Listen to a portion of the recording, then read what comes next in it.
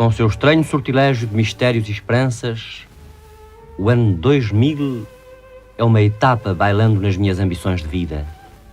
Não é apenas o gozo presencial das maravilhas várias que o mundo terá por força de oferecer-nos dentro de mais 50 anos. Agradava-me ser ainda dos existentes no ano 2000 para contemplar de quando em vez os caminhos percorridos, observar as apreciações dos historiadores de então, verificando até que ponto a história é suscetível de perspectivar, nas devidas proporções, homens e acontecimentos de hoje. Quantos falsos gigantes voltarão à condição de pigmeus?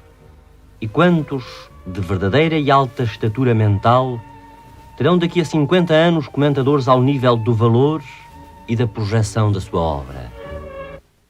Aquilino Ribeiro é um dos raros padrões da nossa época, com a sólida envergadura mental e literária, capaz de atravessar os vendavais da história, resistindo-lhes, dominando-os, emergindo sempre da poeira do tempo. Hoje as perguntas da rubrica Perfil de um Artista serão emocionadamente dirigidas a Aquilino Ribeiro. O seu nome é apenas Aquilino Ribeiro? Bem, eu quando andei a estudar tinha também mais um outro apelido. Mas nós devemos simplificar a nossa vida e simplificar tudo o que nos diz respeito.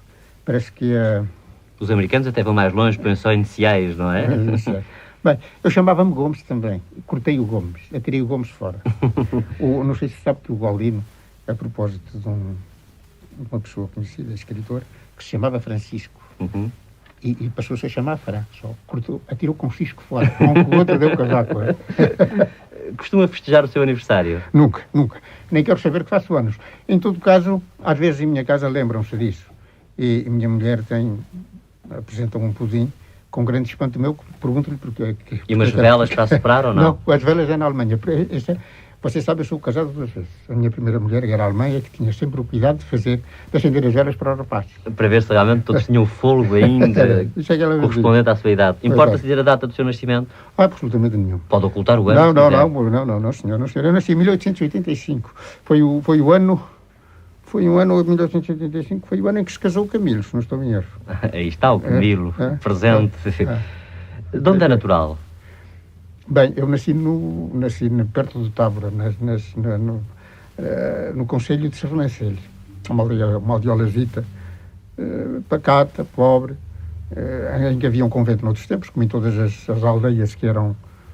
Aldeias notáveis? Não, notáveis não, que eram o solo era fértil. Ah, sim, sabiam escolher sempre os lugares. Sabiam escolher os lugares. E era uma terra de castanheiros, eu nasci no meio dos castanheiros, na zona dos castanheiros. Sabe que o castanheiro é uma árvore bonita, uma árvore da força e da beleza. Frondosa. Mas que frondosa, vê. Um castanheiro é uma cidade. É uma cidade para os pássaros. Há o peito real, há a polpa, há o melro, que fazem ninho nos castanheiros. E depois... É um pequeno mundo.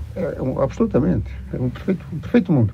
E depois as pastoras que vêm com os seus tamanquinhos a britar o ouriço e com os britadores especiais, tem muita graça, e com a sua capuchinha, apanhar as castanhas todas as manhãs, quando vem um bafo de vento, e quando elas começam a rir a castanha é uma coisa muito bonita no ouriço. A não ser quando é outra castanha.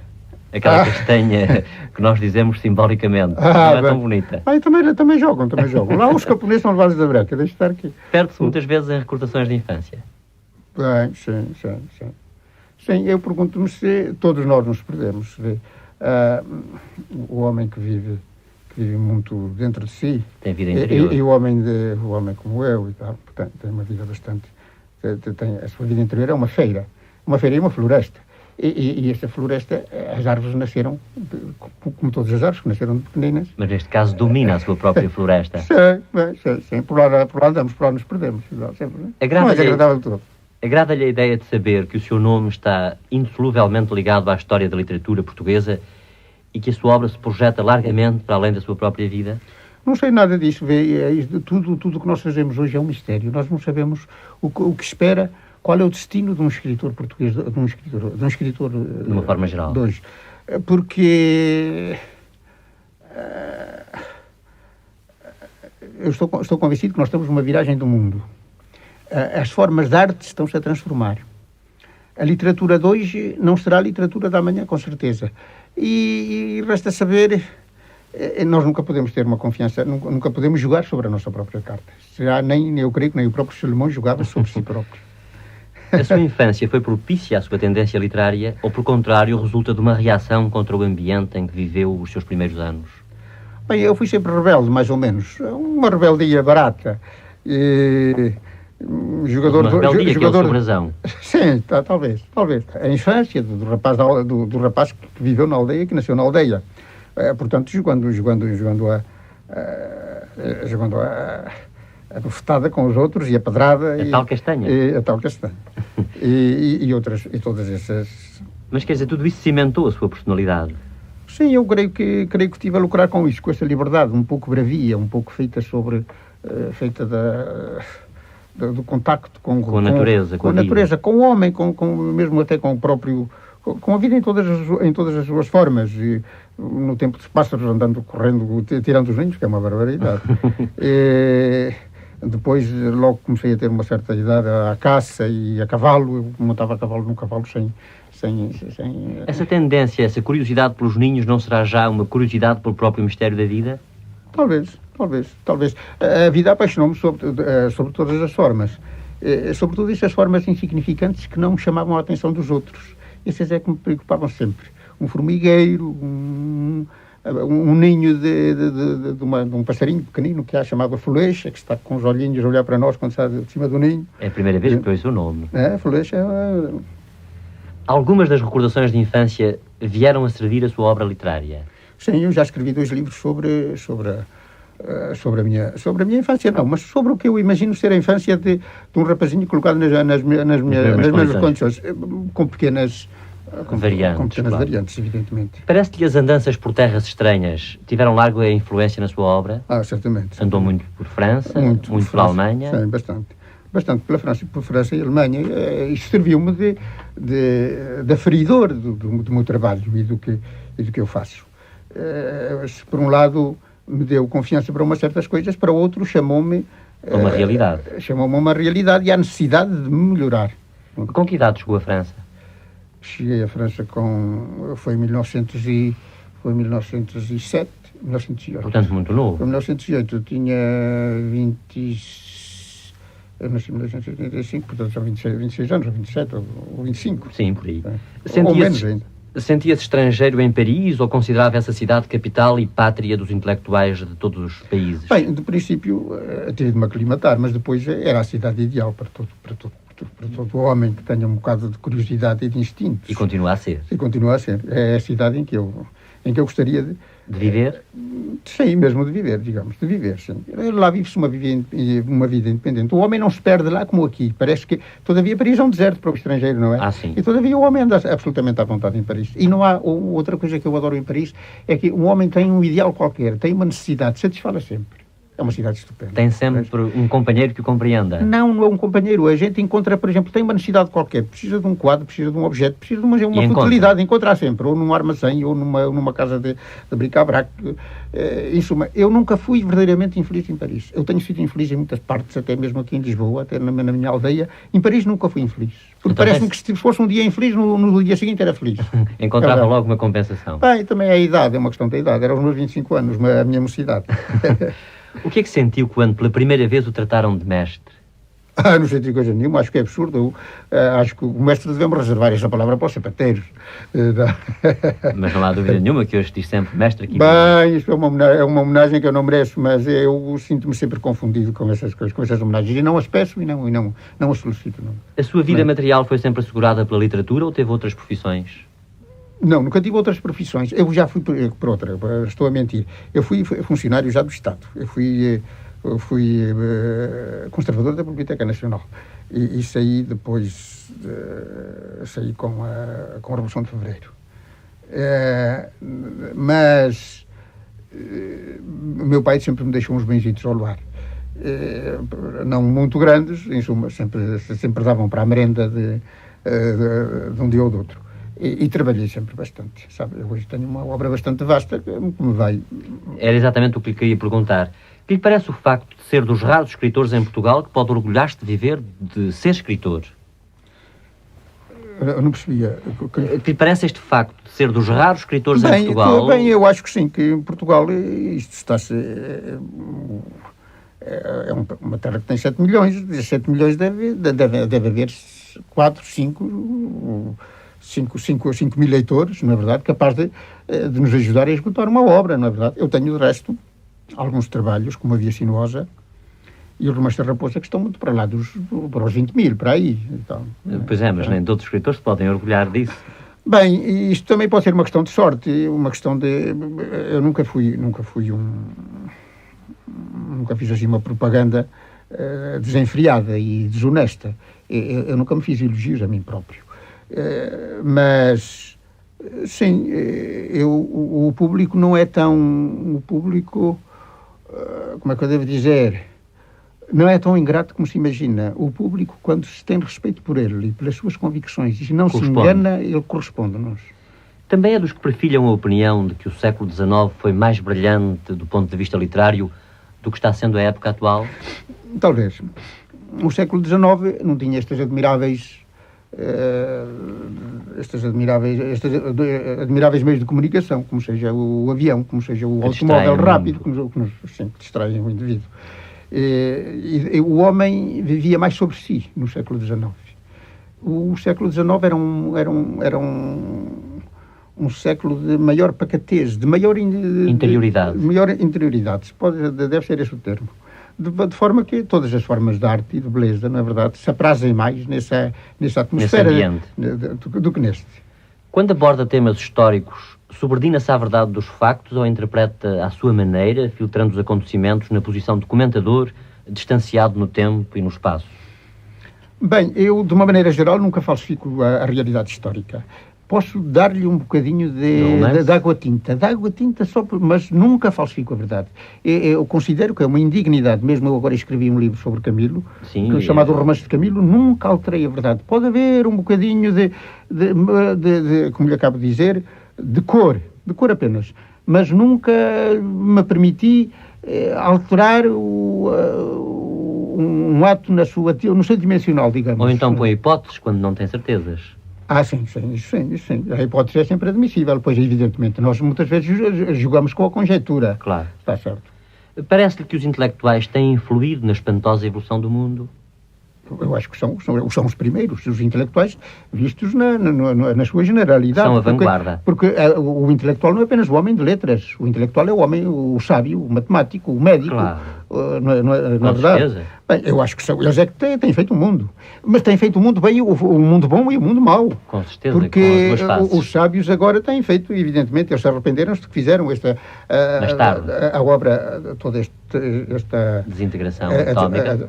Tudo isso é um pouco a obra nefasta, o lado nefasto da ciência, que há de acabar por redundar apenas em perfeita humanidade, porque ou então isto seria o fim do mundo, seria o dia zira. Mais adiante, exatamente, gostava de falar acerca do assunto. Tenta compreender a juventude nos seus sucessos e aparentes loucuras ou sente-se irremediavelmente divorciado de atitudes consideradas incompreensíveis? A respeito dos rapazes de hoje? Sim. Bem, os rapazes de hoje estão o mundo está em ebulição e em transformação. A mocidade de hoje não compreende a modificação que o mundo está a sofrer, sobretudo não se percebe. O mundo físico. Mas a mocidade é sempre a mocidade de Maraia. Parece que as conquistas materiais da humanidade encontraram paralelo no progresso moral do homem e que os caminhos percorridos nos indicam perspectivas de um mundo melhor? Bem, não. O mundo moral, a meu ver, o progresso no mundo moral é inferior. Não será inferior, mas é infinitesimal comparado com outros progressos. A marcha é quase, como é que eu devo dizer, insaisissable. Não se dá por ela. Não se apanha. Não há instrumentos que sejam capazes de medir a marcha realmente do progresso moral. Nós, se fizéssemos, se fosse possível fazer um cotejo,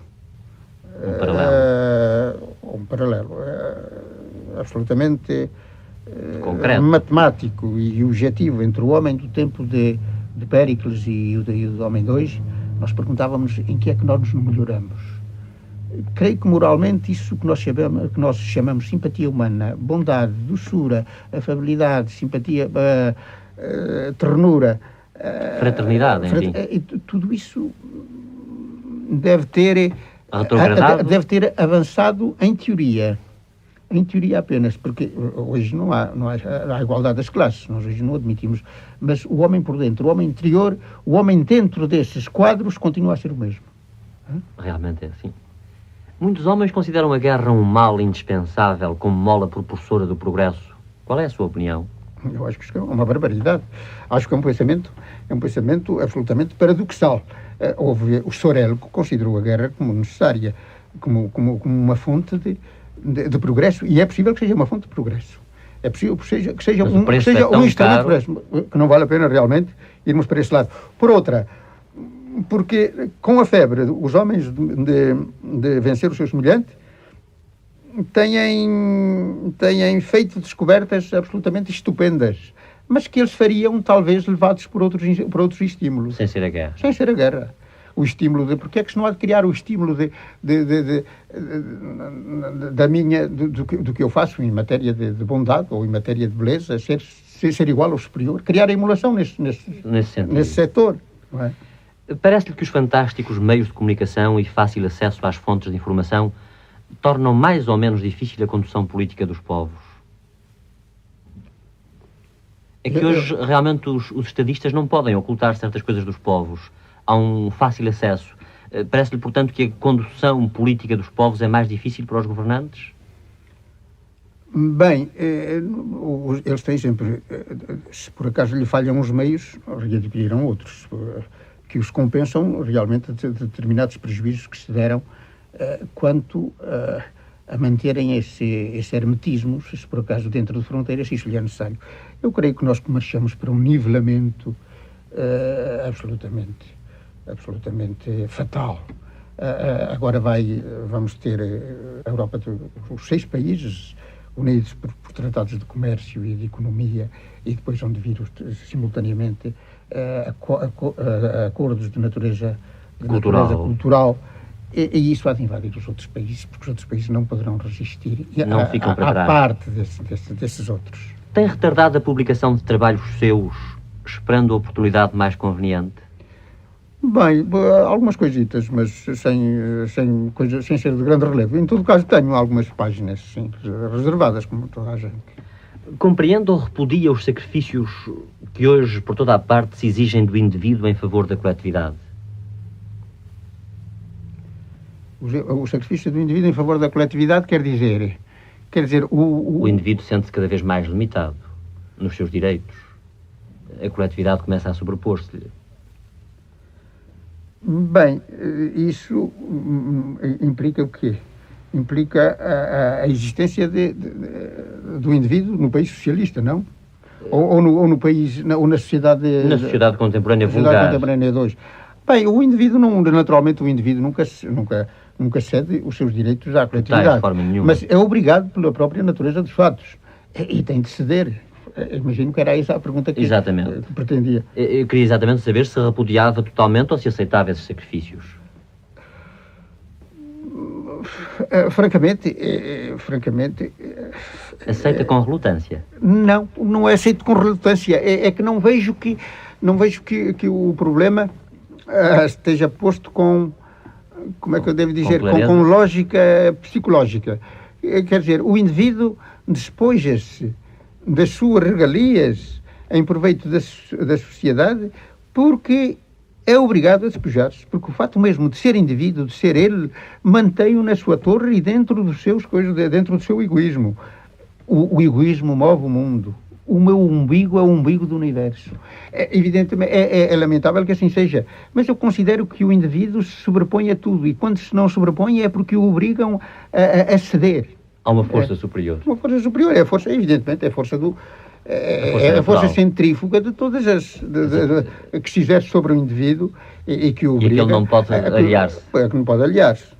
Quando há mais de um filho, por mais que seja a equidade paterna, por maior que seja, Intimamente existe sempre uma preferência. Qual é, na sua vastíssima obra, o seu livro preferido? Ai, francamente que não sei. Olha, eu quando estou a escrever um livro, julgo sempre que o livro que escrevo que é o melhor. E depois de ter feito, julgo que é sempre o pior. E a minha vontade seria, no dia em que ele sai da tipografia, rasgá-lo. Depois faz as pazes. Não faço as pazes, não sei. Olha, eu nunca mais leio os meus livros. Nunca mais leio os meus livros. Em todo caso, sabe bem o que está lá dentro. Sei um pouco, porque não perdi a memória, mas eu faço os meus livros com todo o amor. Quer dizer, o momento da criação é o mais importante para si. Sim, eu entrego-me absolutamente. Eu não faço melhor porque não sei. Eu não faço melhor porque não posso. Eu escrevi agora um livro, eu publiquei agora um livro chamado A Casa dos Romarigães. É sob forma de romance, é a história de uma casa. Em vez de ser o indivíduo o centro de um enredo, é uma propriedade, é um solar de uns fidalgos e ao mesmo tempo eu conto as vicissitudes desse fidalgo. Mas eu estava a fazer este livro muito satisfeito, julgando que teria feito uma bela obra. E agora julgo que, em suma, pelo menos passa pelos mesmos avatares que passaram os outros. Começa a crítica a denunciá-lo e a dizer o contrário do que está a pensar neste momento. A crítica portuguesa é perigosa. Não quer dizer que não haja críticos, bons críticos em Portugal ainda. Independentes e com boa disposição. Então, mas, numa terra como que já tem 8 milhões de habitantes, há o bom e o mau. Claro. Teve dificuldade na edição do seu primeiro livro? A edição do meu primeiro livro foi feita em Paris. Foi o Carlos Malheiro Dias que patrocinou a edição deste primeiro livro. Ele foi, por assim dizer, o padrinho. Ele escreveu um prefácio, escreveu ao editor, e o editor chamou-me e disse: o senhor tem aqui, vai publicar um livro, dê cá o original. Quanto é que quer? Eu quero tanto. Isso é demais e tal. Ele fez apenas um pequeno abatimento e pagou-me um livro relativamente bem. Então não houve foi uma maravilha. E sobretudo em Paris. Está de acordo com a educação que lhe deram e tentou proceder de igual maneira na educação do seu filho ou os outros sistemas diversos, aprendendo na sua experiência da vida? Sim, aprendendo da minha experiência da vida. Evidentemente que a educação que me deram não seria a educação que eu dei aos meus filhos. É muito diferente. Porque eu creio que até porque a vida é outra. A vida é outra. Mas até aos 16, 17, 18 anos, o indivíduo não tem vontade. Nós é que temos de lhe imprimir a nossa vontade. Encaminhá-lo. Eu fui abandonado um pouco cedo. E abandonado ao meu livre-arbítrio. De maneira como... Não sei, por um lado cultivou certas faculdades de independência, desenvolveu-as e tal, mas dei muito tombo. Qual é para si o significado daquela terra de ninguém e de todo o mundo, compreendida entre a brasileira e a Bertrand? Bem, acha bem que lhe chame terra de ninguém e de todo o mundo? Está bem. Aquilo é um ponto de passagem e tal, é um ponto de passagem. Encontro ali alguns amigos com quem me é agradável conversar. Mas tem um certo caráter. Tem. Realmente é um bocadinho agradável de Portugal e do nosso século. Sente-se arrependido de ter acedido a responder a este inquérito? Não, de maneira alguma. Você já lhe disse que você que é um sedutor e portanto que eu estava... Não queria... Tinha todo o prazer em ser agradável. Primeiro. Segundo, isto simultaneamente não deixa de representar para nós também um contacto. Um contacto, uma homenagem também. O senhor naturalmente não chama toda a gente, não chama o primeiro que encontrar ali. Segundo, também é agradável entrar em comunicação com o público e que ele saiba quem nós somos. Quem sabe que nós somos por dentro, tanto mais que o senhor... É um retrato. O senhor traz-me aqui, sujeita-me aqui a um exame, como estão agora a fazer aos rapazinhos na edição primária. Mas não tem raposa, com certeza. Passou alguma vez na vida por qualquer crise de misticismo? Quando era pequeno. Até aos 19 anos, 18, 19 anos. Depois despi essa clâmide de uma maneira definitiva. Fragorosa. Nunca mais louvores ao Senhor, que me tirou todas essas escamas dos olhos e da alma e dos olhos. Consegue ter tempo para estar em dia com as leituras contemporâneas e é capaz de debruçar-se sobre livros de desconhecidos? Sempre. Eu tenho o meu filho que tem uma curiosidade insaciável, este rapaz que é engenheiro. E ele é que compra os livros novos e ele vai-nos pôr na minha mesa. Aguça-lhe a curiosidade. Eu creio que ainda os leio primeiro que ele. De maneira que eu estou ao corrente toda da literatura, toda americana, inglesa e de tudo que há de novo por este mundo. Gosta de sentir-se com a multidão e confundir-se com ela? Sim, sim, eu sempre fui sociável e homem do povo, homem para fraguar, correntão, homem para todo, pau para toda a colher. Qual teria sido o acontecimento do mundo que mais o tocou em toda a sua vida? E grandes coisas têm passado. Mais guerras, paz, em ciclos constantes, invenções, tudo isso. Descobertas. Olha, eu assisti, por assim dizer, uma das coisas que mais feriu a minha imaginação foi um mitingue de aviação, o primeiro mitingue de aviação que houve no mundo, a que eu assisti em Paris, em que vi morrer de 2 ou 3 a subirem. Foi em Chile-Molino. E ver aqueles aviões... Na altura em que a aviação principiava? Não, principiava. À volta de mim havia gente a chorar, porque nunca se imaginou que fosse possível, realmente. Quais são os espetáculos que mais prendem a sua atenção? Espetáculos de natureza? Os espetáculos da vida, os espetáculos de arte? Espetáculos de arte. O teatro, o bailado, a música, a ópera, o circo? Talvez, ainda não pensei nisso ainda, mas é possível que seja um bailado. É possível que seja um bailado, sim. Falámos da aviação. As viagens de avião atemorizam-no ou entusiasmam-no? Pelo contrário, entusiasmo-me. Já fiz a travessia do Atlântico e já visitei quase todo o Brasil, o sul do Brasil até à fronteira da Bolívia. Sempre de avião? Sempre de avião. É muito cómodo? Em aviões até do exército brasileiro. Que não são tão cómodos. São do exército. De 2 motores e perigosos. Mas sente-se mais a aviação? Sim, pois sim. Qual é para si o significado da vida humana? Bem, isso é um mistério. É um grande mistério. A vida humana é um mistério. O que andamos nós a fazer? De onde é que viemos? Para onde vamos? Para onde vamos? Evidentemente, nós vamos para... Isto é uma série ininterrupta de fenómenos. O homem é um coloide. Está em perpétua evolução. Mas como é que se formou este coloide? Como é que este coloide reage? Bem, toda a fenomenologia desse fato é a vida.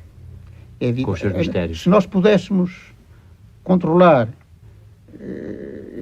todas essas transformações e a forma como se organizou, como esse coloide, torna-o a repetir, nós teríamos descoberto os segredos da vida. Eu estou convencido que a vida é um pouco como um relógio nas mãos de um preto que nunca viu que eram relógios. Ele ouve bater o relógio e sente, mas absolutamente não tem o sentido de civilização que nós temos para sabermos que o relógio que anteriormente que há umas molas, que há uns rubis, que há uns volantes que fazem girar aquilo. Nós perante a vida estamos precisamente na mesma não sei onde desta opinião. A força impulsionadora do progresso é uma força destrutiva. A vida, sob todas as formas e aspectos, é uma doença do nosso planeta. E como todo micróbio que se preza, tem a tendência de destruir-se, destruindo o meio em que se desenvolve. O homem acabará por destruir-se, destruindo a Terra. Parece-lhe que as experiências nucleares são já etapas finais, dando razão a esta terrível profecia? Não, acho que, pelo contrário, acho que isto é um ponto de partida realmente para a penetração dos grandes segredos cósmicos e creio que a vida que se vai melhorar consideravelmente depois destas descobertas e que daqui a 50 anos, daqui a 100 anos, viver será agradável. E que o homem, nós não sabemos, não podemos dizer qual é o destino da humanidade, qual é o destino do homem, e se nós somos realmente, se a vida é apenas representa apenas um parasitarismo dentro do planeta. E se a forma mais perfeita digamos, da organização astral ou telúrica, será precisamente a nudez absoluta, o vácuo absoluto, a matéria de que são constituídos esses astros absolutamente inermes. Isto não representa realmente, este parasitarismo, isto não representa já uma deformação. Poderia-se encarar assim, mas perante uma ideia então muito mais alta, muito mais elevada, que nós não podemos alcançar. nós somos uma partícula volante no mundo, no mundo que está em contínuo movimento, não é verdade? Em todo caso, não lhe parece que estamos próximos de ver com cuidado a história do aprendiz de feiticeiro? Eu creio que não. Eu creio que não. O homem... capaz se de realmente dominar. há forças destrutivas dentro do homem, essas forças destrutivas são provenientes precisamente dessa coisa em que nós há um bocado falamos, o egoísmo. Eu estou convencido que o homem há de superar todas essas forças demoníacas dentro dele e há de acabar por dominá-las e transformá-las em serviço de si próprio e do restante e dos seus semelhantes, dos outros. Atemoriza-o a ideia da morte? Não é agradável morrer, mas, em suma, é fatal. Havemos de morrer. Não.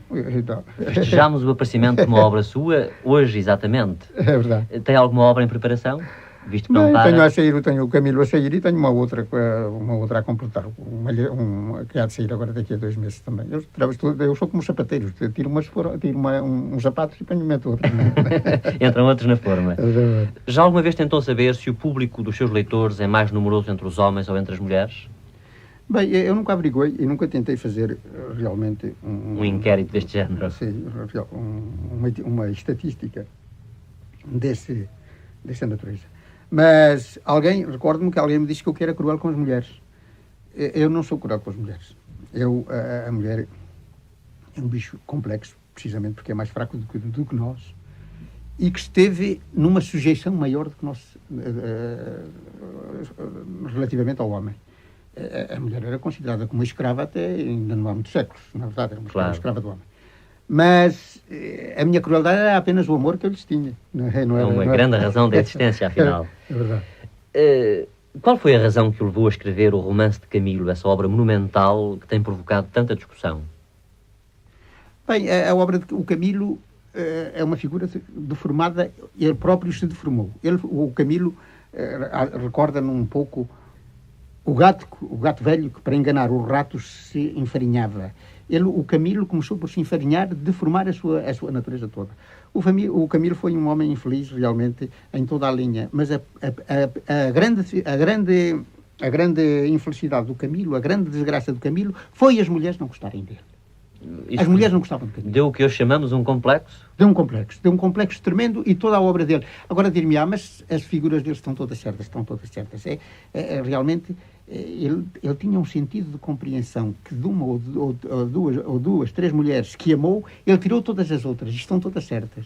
Mas as mulheres não gostaram do Camilo. Toda a sua tragédia, a primeira, além da tragédia, não falando na tragédia económica, que para ele foi secundária já, e talvez até útil para fazer uma obra vasta. Sim, se fosse quando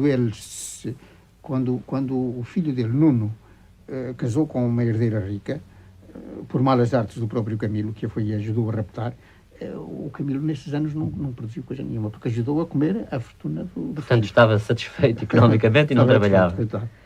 Mas, em todo caso, ainda não me disse a razão por que se meteu a escrever o Romance de Camilo. Precisamente por isso, porque é uma figura de tragédia, uma figura apaixonante, que era preciso esclarecer. Que eu tinha ideias particulares sobre ele. Realmente, quando as ideias estão dentro de nós como uma fonte, é preciso dar-lhe vazão, não é? Eu tinha ideias especiais sobre o Camilo, maneiras de ver que nem o Alberto Pimentel, nem António Cabral, nem Dias da Costa, nem esses outros críticos, esses biógrafos que se ocuparam dele, como de nenhum escritor português, pareceu-me que nenhum deles o compreendeu. Não quer dizer que eu tenha acertado, imagino que acertei, porque senão realmente não me teria balançado uma obra destas.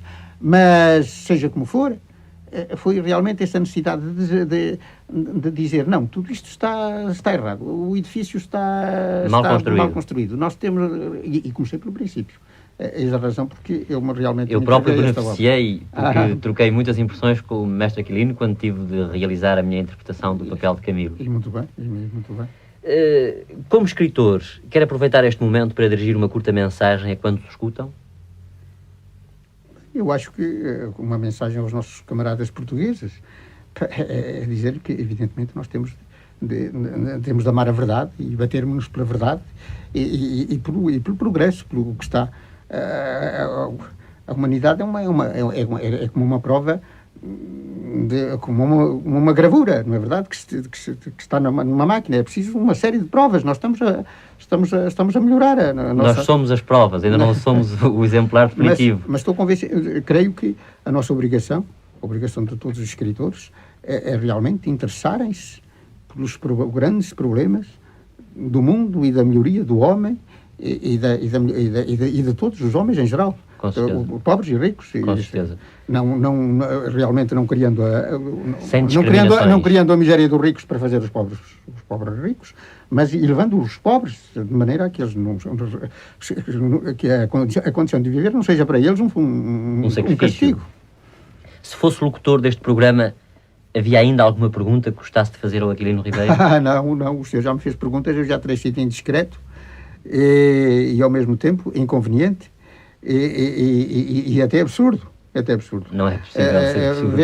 Nós estávamos aqui a conversar, por assim dizer, como amigos, se me permite esta honra. Esquecendo que está aqui dentro de nós a mais indiscreta testemunha das nossas conversas.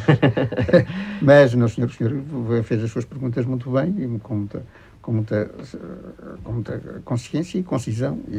As perguntas, afinal, não têm interesse. O que tem interesse são as respostas. O senhor também formulava as suas perguntas, mas isso não é. E não faço ideia como lhe agradeço, em nome de todos os que nos escutaram, o favor de ter vindo até aqui, roubando um bocadinho ao seu trabalho. Porque sei que é um trabalhador das letras, realmente, como se pode dizer. Trabalho. Eu de morrer com a enxada na mão. Pois desejo-lhe as maiores felicidades. Muito obrigado.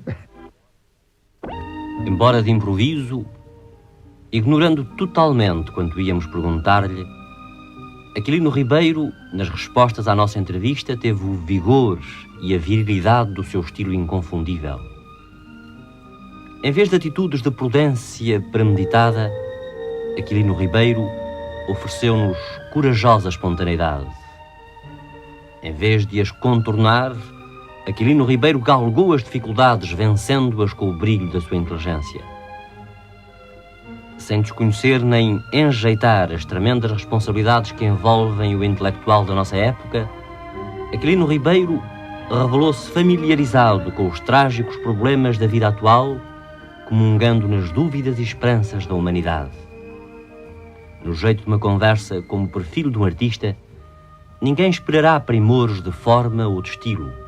Mesmo assim, as palavras de Aquilino tiveram quase sempre aquela sonoridade forte, riqueza deslumbrante, larga e perdulariamente esbanjada nas suas páginas de prosa. Mesmo de improviso, saboreámos com frequência as imagens tão características da obra de Aquilino Ribeiro, levando-nos a redescobrir a harmonia da língua portuguesa.